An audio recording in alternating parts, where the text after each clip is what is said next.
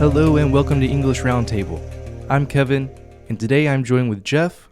We are discussing the city versus the countryside. Let's get into it. I hope you enjoy. So I grew up more of a country boy. It's a very small town. Only went to the city, on weekends, that type of thing. How did you grow up? Well, it's kind of hard to describe, but I grew up in the suburbs of a big city. The suburbs, I think in Japan, they call it like a bed town, which is basically like you're kind of in a smaller city on the outskirts of a big city. So like that might be like, I don't know, like Kawaguchi or like kind of like a city that is close to Tokyo where people work in Tokyo and like they're super close to Tokyo, but it's not Tokyo. So it's like a little smaller community just outside of a big city. That's the kind of place I grew up. It's just called the suburb. The suburbs. Yeah. Yeah, I was more, not suburbs, because I didn't have a big city near me or Mhm. exactly like, my location. When I was young, it was about 30,000 population, but it's actually grown to over 100,000 at this Oh, point. wow. So That's pretty big. it's actually getting Yeah. much, much larger. So, but you were outside of what major city? Dallas, Fort Worth. Dallas, Fort Worth, Cowboys. Yeah, the Cowboys. Yeah.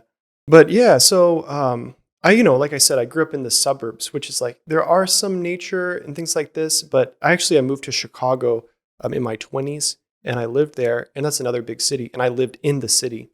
And Chicago is a place where there are people from all over the country move there for school or for work. It's kind of just like a major city where people like gather.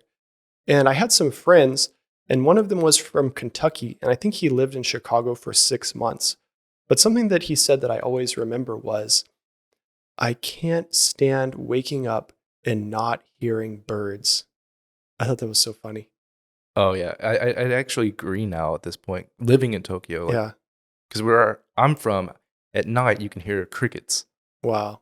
and you can go to sleep listening to the crickets or frogs. Sure. And I actually kind of do miss that kind of ambient sound, Absolutely. especially when you're going to sleep. Whereas, now it's just like the train every 5 minutes or, Sure. some person outside screaming. Yeah, no So, kidding. Absolutely. And that is gorgeous. Like sometimes when I sleep in Chiba, I definitely hear those frogs and I hear the crickets, and that is gorgeous. yeah, that's something I do miss. Yeah. When I first moved to Japan, I actually had a noise machine that had that kind of outside Oh, sound that is nice. just to kind of, lull me to sleep a little bit. Nice. Yeah, that would be nice. But like I said, I didn't grow up with that, but Right. I definitely appreciate it. But yeah, the people that I knew who did grow up with that, for example, I knew some people from Washington State, and it's just like, this people with a lot smaller cities than you, maybe like 300, 1,000, places like that. And this guy, he's from Washington. You can tell the mountains mean so much to him. The rivers mean so much to him. He's just like, man, there's no mountains. Mhm. He's just like longing to be back there.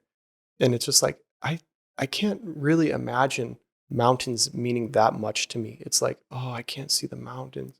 But that's just like, it just shows that they're so intimate and so close to the world and nature. And that's just like something really special that I wish I had. Right. So the topic is the countryside, country versus city. Which one are you choosing? Oh, that's hard. Well, Oh yeah, of course it's very difficult just to choose one, but let's yeah. break it down. How about that? Um, well, I'll give you this example. Let me give an example, and maybe that will explain my answer. So, there's a musician that I like who's from that state, Washington. It's Phil Elverum. He's called the Microphones or Mount Erie. But his music is so nature oriented in a way that I've almost heard no other artist. Like he has a whole album about the idea about camping outside without a flashlight, and which is basically about seeing the moon, the shadows of the moon, seeing moon reflecting in the water, seeing the lake in a different way.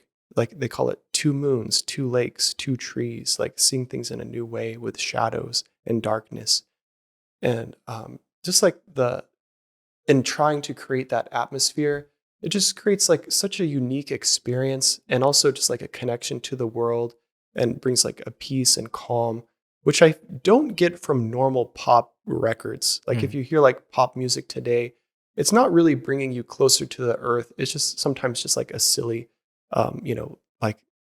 idea about like a love or something like that, which is also fun, which is also important. But I feel like if you can think about love in relation to your environment too, I feel like that gives you a much more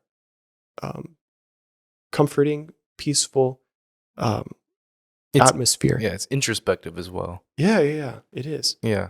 And so I guess through my answer, I'm saying like I want that relation to nature, which is captured in the experience of my friends who are from the rural parts, and also from the music that's from the rural parts. Mm-hmm. I would feel like I'm missing something if I don't have that. So yeah, if you just look at it from that angle, I might choose connection with the nature. Yeah, so countryside, rural areas more. Yeah, but honestly, like when I think about my favorite areas of Japan, my favorite areas that I always say are Nagasaki, Kobe, Yokohama, which is kind of like how I grew up. It's like suburban. It's like urban and nature. Yeah, you like, get a nice mix. Those are good cities because they have, their city section, but then it's mostly surrounded just with the nature. Yeah, absolutely. Yeah, I actually agree with you. That's kind of like how I grew up. My nearest big city was only about 20 minutes away. So it was still kind of, I would consider my hometown, but it's actually kind of in a bowl.